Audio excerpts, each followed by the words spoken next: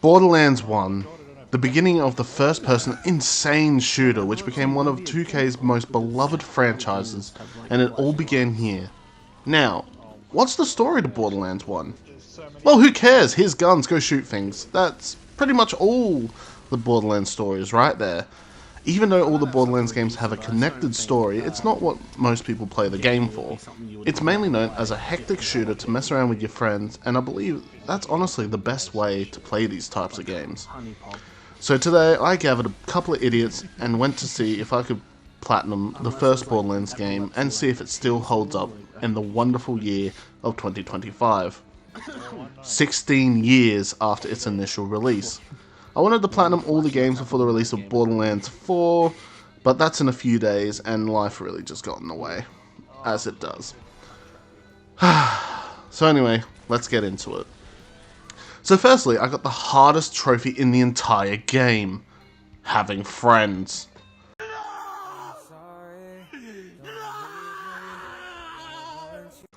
But in all seriousness, there is 2 trophies that require you to play co-op, and that is playing with 2 other people and also beating a couple of bosses with friends, which can be boosted with others if you don't have any friends that are interested in Borderlands. Lucky for me, I have a few nerds that are. And as soon as you load into the game, you can pop off a few miscellaneous trophies off the bat, like one to win a duel and also win a duel as well without taking any damage at all.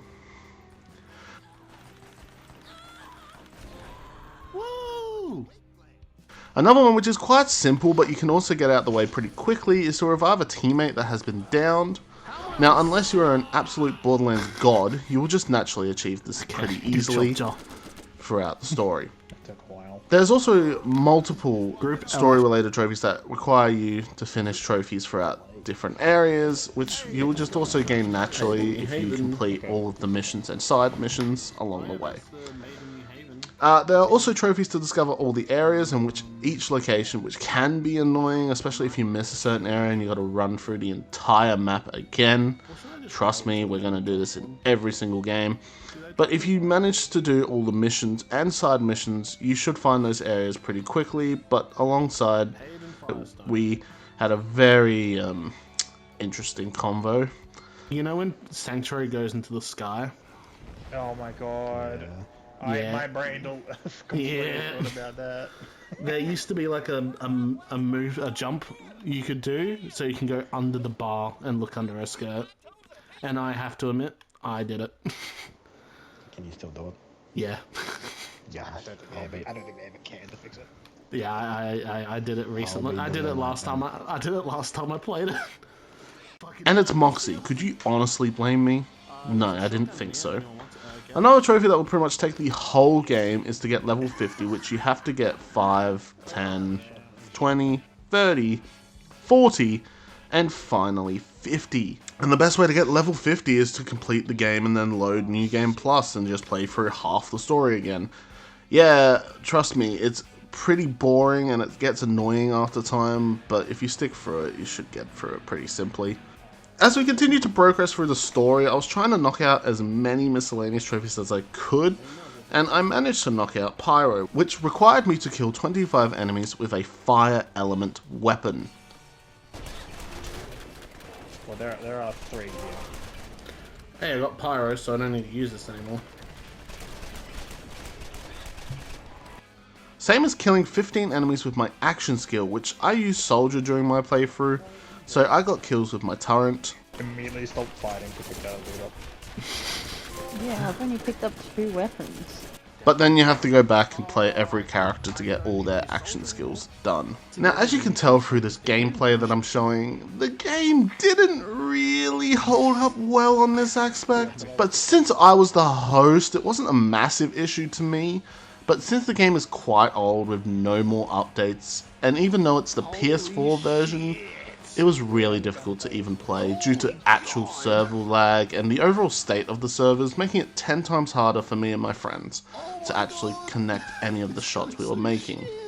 If you weren't shooting them while tongue kissing them, you weren't really going to get your shots off, or if you do, it takes so long for it to register. But now here comes the most unbearable part of the entire game. The driving. The driving is near impossible, and it really sucks. It seriously sucks. One of the worst driving I've ever seen in a game. Let's go. I gotta. Why are you going Fuck. Dude, the fucking controls the suck. the driving in this is ass. Oh my god. L1. I don't think driving in Borderlands in general is that good. Oh! It's Oh my god, it sucks. Don't The shoot third him. one's like tolerable. And you basically hit every single object. Oh, it's so. Why is it suck in this game? freaking open the gate. But regardless, we finished our 15 missions together to unlock There's No I in Team. Now it was time for one of those horrible driving trophies, and there's a few of them by the way, which was to kill 25 enemies by ramming into them. Honestly, this is not too bad, just get in the driver's seat, run over enemies, particularly skags, they're the best ones to do it for, or normal psychos, but anyway, after a while, you'll just get the trophy. Hey, I did it. I got it. Oh, dang. So this is something I didn't even remember about Borderlands, was that you would get these things called elemental artifacts, which were used as upgrades towards your character, and you get one, and you get a trophy for acquiring one. I completely forgot this was a mechanic, but You call it that makes sense. archaeology? Now, after that, I was going through the game, and I finally came across a shock weapon too. So again, you need to also get another 25 enemies with shock. Yep. And right after you get the shock trophy, I went ahead and got the explosive kill trophy. Again, another 25 kills. If you pick one up, just get it done. Hey, Master Exploder. Let's go. Now I'm going to show all of the discovered Hey, places discovered trophies, but Headston. honestly, I didn't want to just show. I'm just showing it quickly here. Delay. You get it when you enter Hey, the discovered area. Trash Coast. So Wait, here's just Level 12. No, you're giving me attitude. now onto the actual first boss of the game we came across, and it is Sledge. Now all the bosses in this game were not difficult at all, just more funny than anything. But after killing Triticle Man, get it, free testicle man, and it also unlocked the trophy to kill United a we boss stand. with co-op partners. Also quickly popped a trophy by equipping a There's class someone mod. called You get Tim. plenty of them throughout the game. No worries there. Now, after time in the story, you'll unlock an arena area, which is required for a trophy where you have to beat your friends in the arena. It is easily it's just there. Not much to it. Once you get to the scrapyard where Crazy Earl is, there is a trophy to reach a boat, which I'm 99% sure is a Jaws reference. So you hop onto the boat, and then it pops the trophy. It would have been cool if a shark jumped out and bit you, but, you know, I'm not complaining. Next, there is a trophy where I actually was working on pretty late. It can be done earlier, but it's 12 Days of Pandora, which is a set of challenges which need to be completed, but they are so simple, I don't even know how I didn't get it earlier. The challenges you need to do are shown here. Complete all of them and it should pop up. 12 days right of after. Pandora. Let's go. After some time passed, you need to accumulate $1 million. Now, I didn't know if it counted if you died, because every time you die, you lose money. The more money you have when you die, the more Hey, there we amount go, I got you it. lose. But I was concerned that it wouldn't pop. So when I saw that it popped for me after 900,000, after it popped after $1 million, it showed me that you don't. I didn't even hit 1 million, and I got Pandora Dog Since Millionaire. most of the other miscellaneous trophies have been completed, I continued on with the story, killing several bosses along the way. What the I finally finished the last part of the Claptrap trophy, which was to save every Claptrap by using to get a backpack upgrade. I was absolutely shitting myself thinking I accidentally sold one in the beginning of the game, because in the beginning of the game I was just selling everything to get that 50 sell achievement. So when I realized after clicking it, so I was absolutely relieved when it popped up for me after collecting the last one. Now, as I discovered the last area of the game, I somehow made the dumbest mistake in my entire playthrough. Yeah, call that. So traumatized. Oh, no!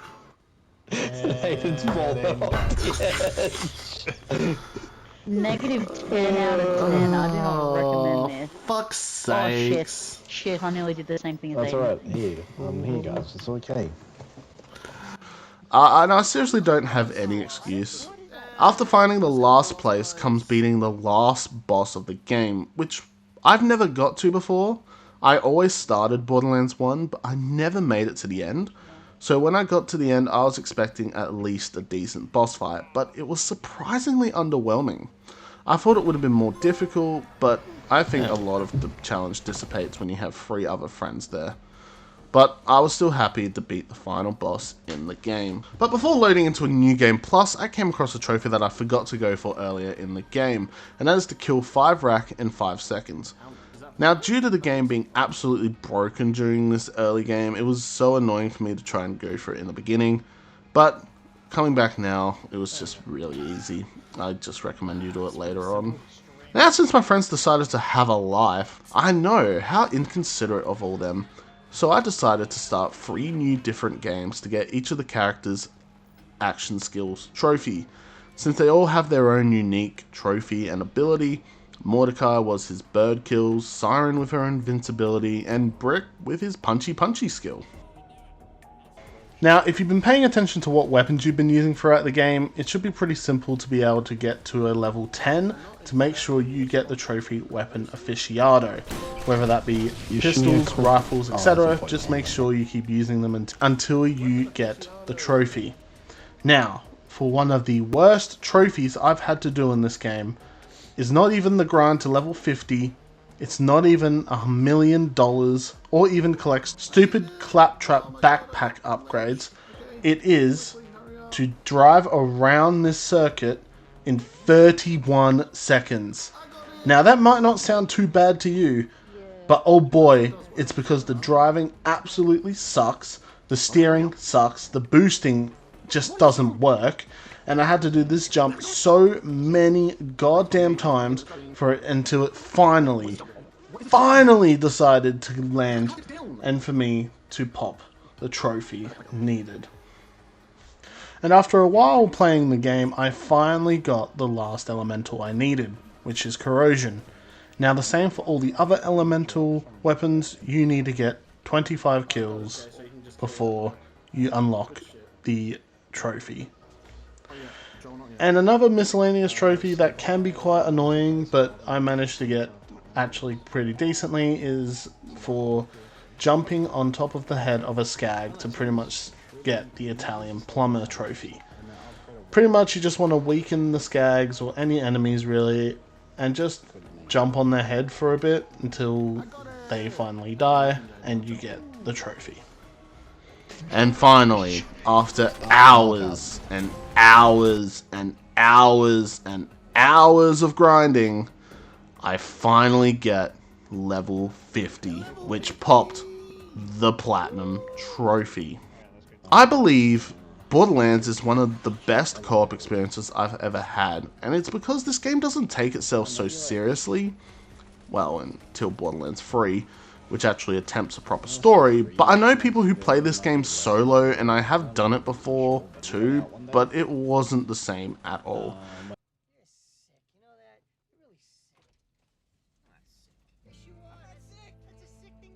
It got mind-numbingly boring to the point that it took longer for me to even complete the game. But what do I think of Borderlands 1? Yeah, it's not as bad as I thought it would be. Now, it's not the best game I've ever played, and it's not even the best Borderlands games I've ever played. But I think this is a great place to start.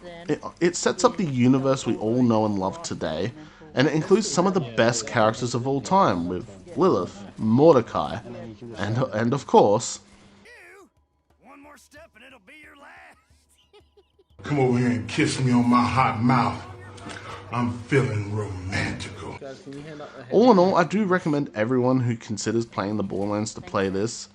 Sure, it may not be the best experience, but goddamn, it still has its moments. Thank you all for watching. It's been an absolute pleasure to make this video, and I hope you all enjoyed it. And don't worry, it's coming. Oh boy, it's coming. Please help me.